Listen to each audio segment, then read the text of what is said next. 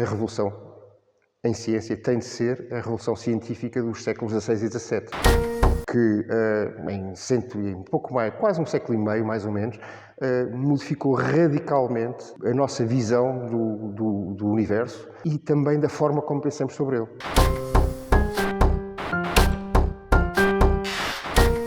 O modelo geocêntrico com a Terra no centro, afinal não era assim.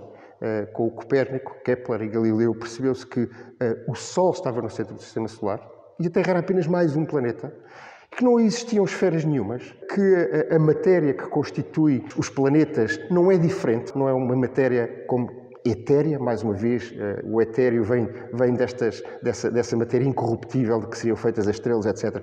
Nada disso. As estrelas, os planetas têm a mesma matéria, estão sujeitas às mesmas leis da física e, portanto, todo este processo, que foi um processo muito complicado e culturalmente representa uma enorme revolução, desenvolveu-se ao longo de 150 anos e tem o seu apogeu, o seu clímax, com os trabalhos do Newton, que fazem o casamento da astronomia com a física.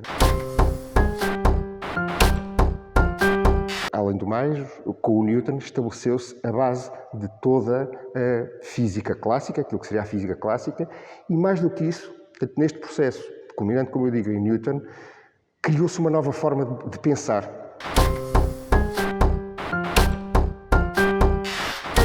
Criou-se o método científico, no fundo foi isso. O método científico de abordar os problemas, que é observar, teorizar, fazer hipóteses, deduzir as consequências e depois ir para o laboratório e ver o que é que a natureza nos diz. Se sim ou não, se as nossas hipóteses, se as consequências que nós deduzimos são verdadeiras ou não.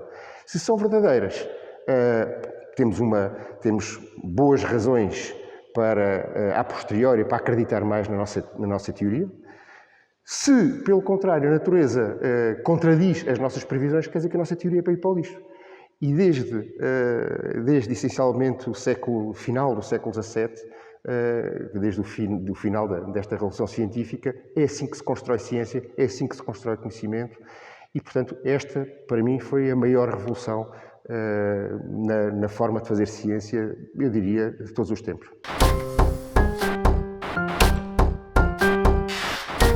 A revolução que eu acho que foi muito importante no passado foi a mudança política no nosso país. Uma vez que antes nada era investido na ciência e agora cada vez mais investido, mas com alguns percalços.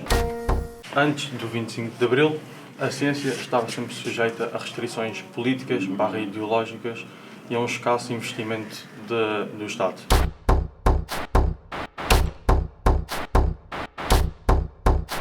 Isto foi porque Salazar priorizava muito a vida rural e não a vida urbana.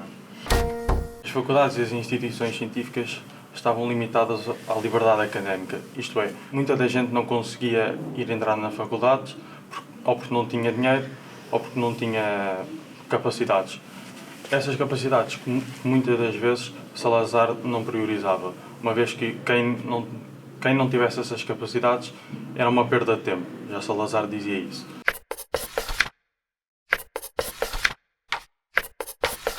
Depois do 25 de Abril, com a mudança de política para uma democracia, essa democracia começou a investir cada vez mais na ciência, uma vez que a ciência estava cada vez mais presente no mundo.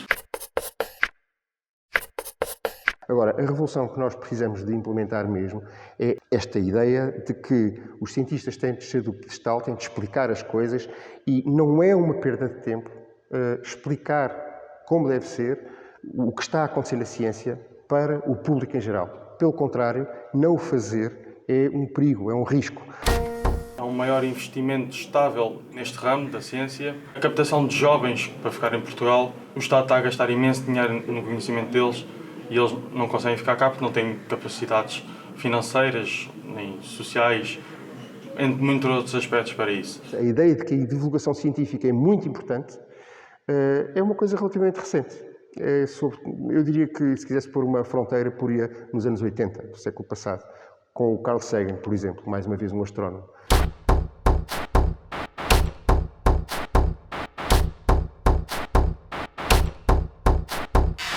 Essa revolução, ou a continuação dessa revolução, é muito, muito importante e é uma coisa que é absolutamente essencial para a nossa vida em sociedade, como a pandemia mostrou e como as crises das alterações climáticas mostram.